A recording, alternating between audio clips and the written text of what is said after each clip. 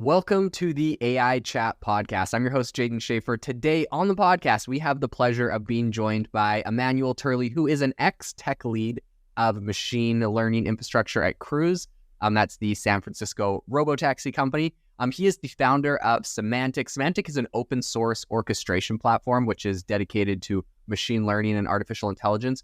Essentially, it offers the easiest and fastest way to develop and run ML pipelines across local DevBox and cloud clusters. So Semantic actually can reduce by 80% the time it takes to bring prototype to production and to retrain existing models with new data. Super excited to have you on the show today, Emmanuel.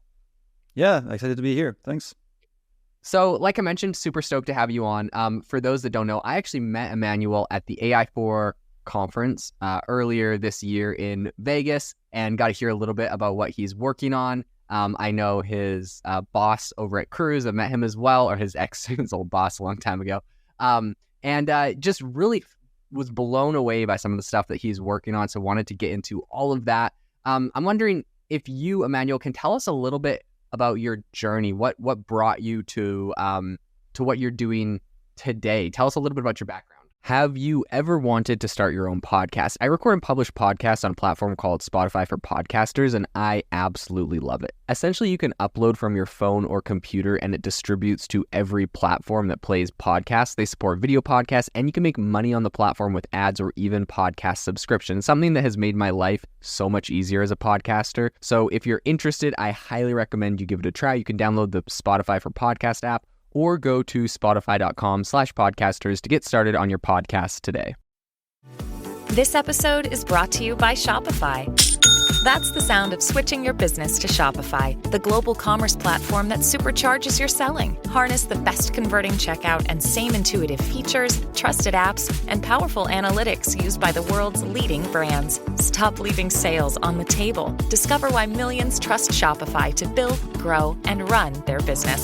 Sign up today for your $1 per month trial period at shopify.com/tech23. Yeah, for sure. So I'm originally from France, as you may be able to hear from my accent. And so I started in academia 15 years ago, actually. I was doing particle physics research at CERN in Europe, which is this huge physics lab that hosts the LHC, for example. And so I learned a ton of stuff from that experience. And after about 5 years in that area, I left academia to join a tech startup in Europe, just trying to do some more fun work and iterate more quickly than in large science experiments. And I ended up moving to the US in 2014 and joining Instacart. I'm sure everybody knows Instacart, grocery delivery company. I joined in 2014 when it was fairly small, like about 200 people. And so I had to build all sorts of backend systems for payments, order management, and so on. And towards the end of my time there, I started to look again at machine learning, data science, basically a kind of a callback to my time in academia. And I started working on tooling for that field. And at the time, it was 2017. There was not much tooling around machine learning. It was kind of a nascent field, the field of MLOps. And so that's when I had the chance to join Cruise in 2018. And so Cruise in 2018 was starting to try to go towards production and try to commercialize a robotaxi service. And so when I joined, I was a bit surprised by the lack of infrastructure around ML at Cruise. They still were using a lot of heuristics on the car. Of course, they had a few models, but many decisions were taken by still algorithms. And so over the next 4 years, from 2018 to 2022, they really tried to move a lot of the decisions to models so that they can address the long tail of more like infrequent events that happens on the road. And so I noticed that Cruise needed a team to build tooling for ML teams and data scientists to be able to iterate quickly on those models. Because what you see is that the people that get degrees in that field, so like master's degree, PhDs, they can definitely architect models and write some Python and so on. But when it comes to actually running large-scale training jobs on like a large GPU cluster in the cloud, it was quite difficult for them to do that. And so oftentimes they would have to hand over their work to like more of a infrastructure engineer, which was a very slow process to have to go back and forth between those different teams. And so we wanted to make them autonomous in their own work, be able to just do all this work by themselves without having to ask for help. And so we developed a whole number of tools to make this much easier. So having access to cloud compute, visualizations, traceability, and so on. And that gave me the inspiration to leave Cruise in 2022 and start my own company, Semantic, to essentially bring those learnings to the rest of the industry in an open source fashion. That is so fascinating. That's really cool. Okay, so one thing I want to get into what you're working on today, but I just have to ask: did you have any shares from Instacart when they just went public, or had you? Yeah, I do have some. There's still a lockout period, so still have to wait for that. But yeah, I joined quite early on. Okay, unfortunately, the stock price probably didn't do super great on the IPO. That's fine. The earning call for Q3 is next week, and then there's going to be another earning call in Q4. And usually Q3 and Q4 are the strongest months for groceries because of the holidays, so it should be fine. Okay. Yeah, you're cruising. That's awesome, though. I always love hearing about people that got into some of these startups early on, and then hearing because and then they finally come to IPO. It finally pays off. So that's awesome. So tell us a little bit about Semantic. What is the biggest problem that it's solving for customers today? Like the thing, I know, like, a lot of these platforms, they do a number of things really well, a number of different features, but like, if you could boil it down to like, what's the core thing that people are like, oh my gosh, I'm so glad you guys are tackling this or doing this? What's that feature for Semantic? Yeah, so going from a small prototype in a Jupyter notebook to a sort of fully end-to-end pipeline running in the cloud, leveraging multiple GPUs and running for multiple hours can be really difficult if you don't have the right infrastructure. You have to learn how to use Kubernetes, how to debug your cloud jobs, how to package Docker images, all those kind of very hairy things that if you're mostly an ML engineer or data scientist, you may not want to spend time on. And so we make it super easy for people to just write a few lines of codes, run it on their local machine to make sure that it works fine, and then running it the same logic in the cloud on like much larger scale. So that's kind of the our sort of killer features, and really we enable our customers to retrain very quickly.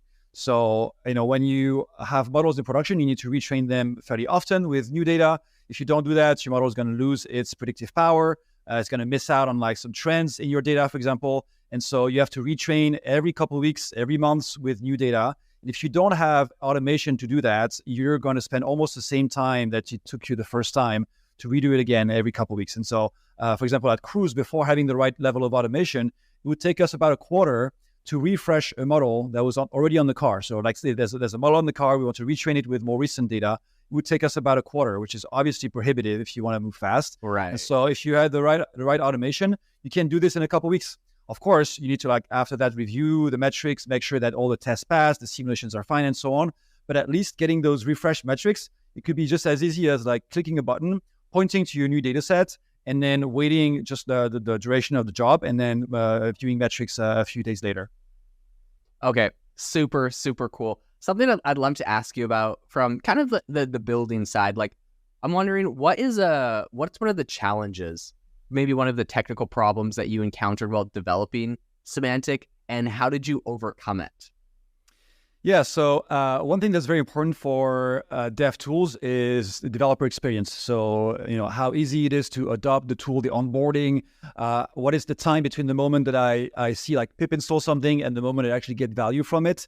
And so we try to make this as short as possible. So like essentially within 20 minutes, you should be able to run a pipeline, maybe not in the cloud, at least on your local machine, and start seeing results in the UI.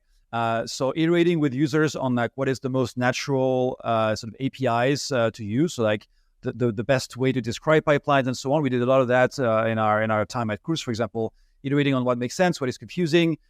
So spending a lot of time empathizing with end users. Things that may seem obvious to you as maybe a seasoned engineer may not be as straightforward for somebody that just comes out of school, for example. And so making it super easy to just get started was definitely one challenge. And then, cloud infrastructure also comes with its whole set of challenges.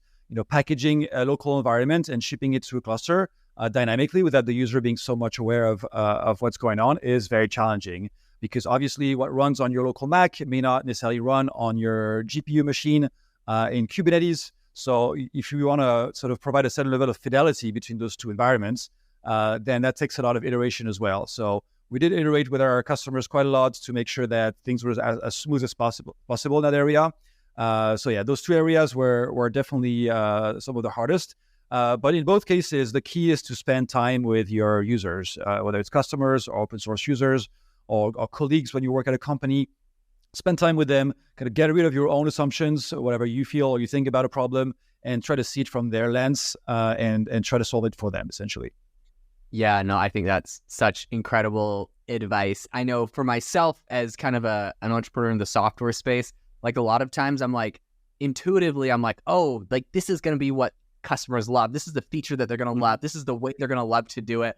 And then, I'm like, oh, how come that feature didn't get as much uptake as I hoped? And then if you go talk to the customer, they're like, no, I don't want that at all. What I really want is for it to like work like this. So absolutely love that advice. Something I'm definitely guilty of. And I think a lot of people, but yeah, really talking to your customer, I think is the way you're going to solve that problem. Something I would love to ask you about is, in your opinion, what is the biggest misconception that people have about deploying AI in production environments? Maybe something that people are getting wrong today.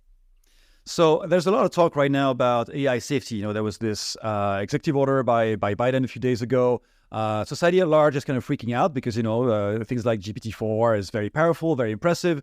And so people are trying to think that, we're not very far from like AI taking over the world and like being, damaging society and so on.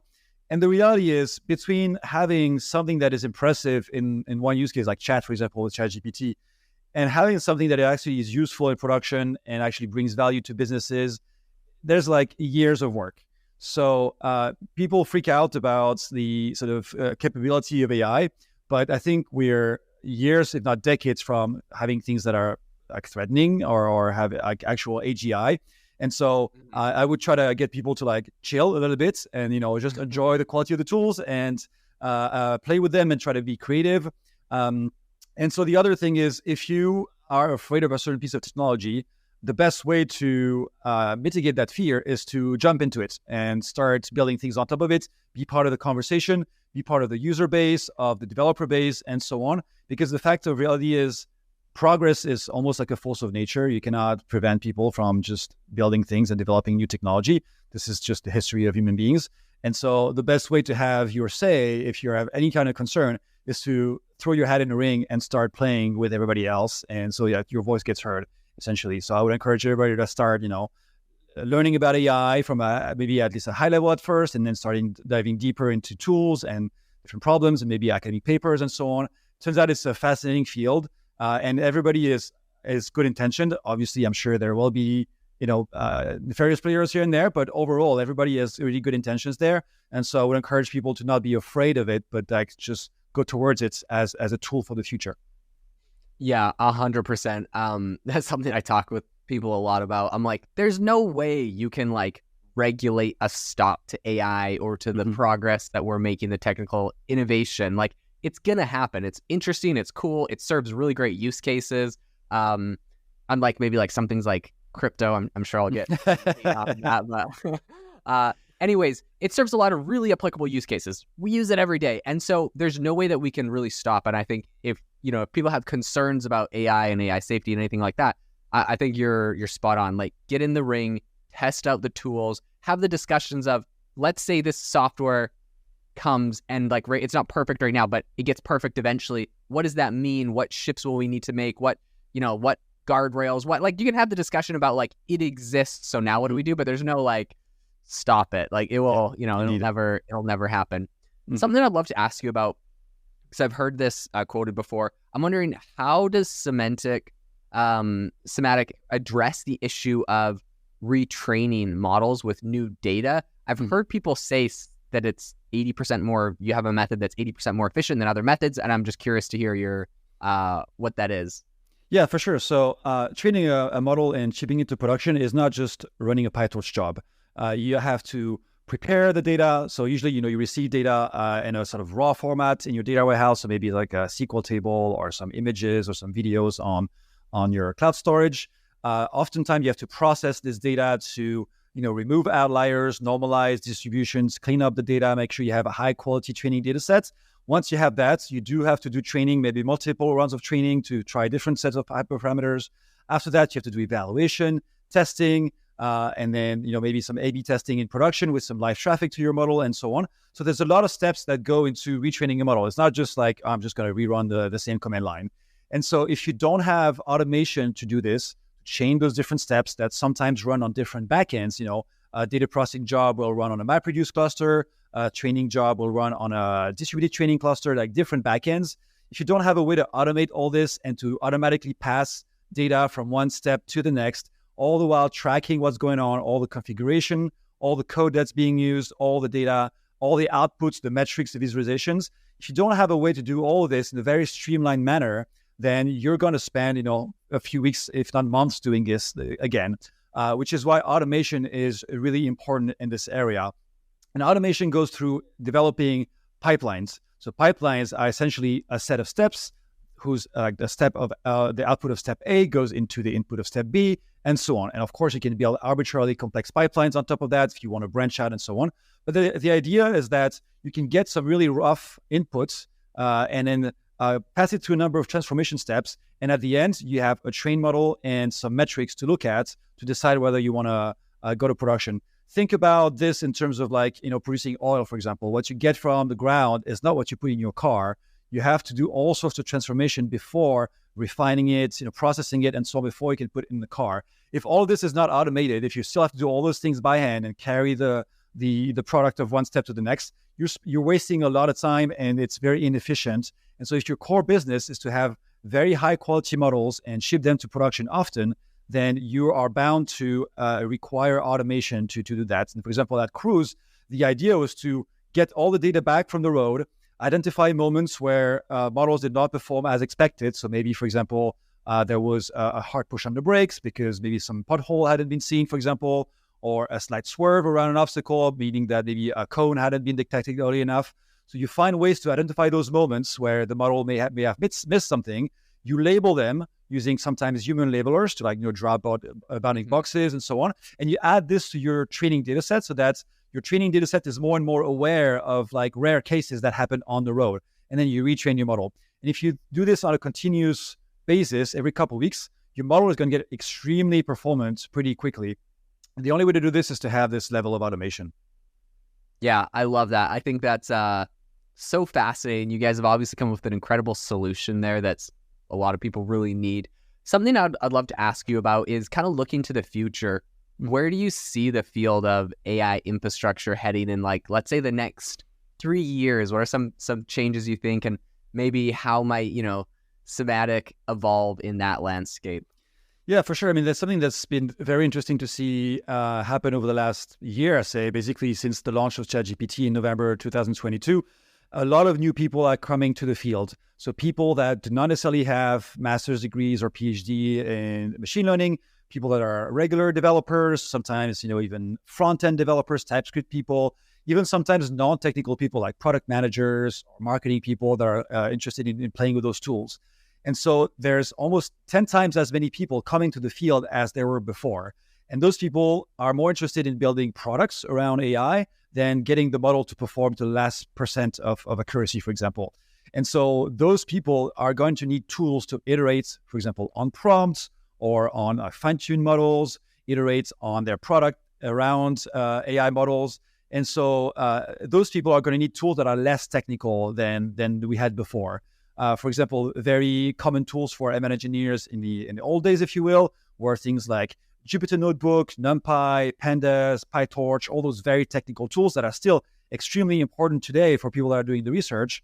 But if you want to build a product around AI and you just want to evaluate and compare different models, see which one performs best, what prompt performs best, and so on, you don't want to have to deal with those things. You want to mostly click in a UI, maybe write a little bit of code to query an API if necessary, and then see results quickly so that you can move on to building product and building value for your customers. So I think the field of dev tools in the AI space is going to move up the stack, as we say, more towards low-code solutions or no-code solutions where either it's fully in the UI or you have to use some very easy-to-use SDK, but you will no longer have to do all the groundwork from the base. And so we're actually doing this at Cymatic as well. We're about to launch a new product in a few weeks called AirTrain, airtrain.ai, where we are essentially making it extremely easy for people to run large-scale evaluation pipelines on different models. So if you want to test, between Llama 2, Falcon, and Flantify, for example, if you want to compare how they do on your input data set with your set of prompts, then you can do it through a UI. And then in the back end, we have this complex pipeline that we maintain, but the front end, which is just like a form and like uploading data sets and then visualizing metrics, is much easier for end users to use if they don't have like this ML expertise. Super, super cool. Yeah, absolutely love that. Emmanuel, something I'd love to ask you about is what's been the most challenging part for you, aside from like the technical side of this, but like you've started this like incredible company. What's been the most challenging part and maybe unexpected challenge in the kind of the company side, like really getting this whole business off the ground?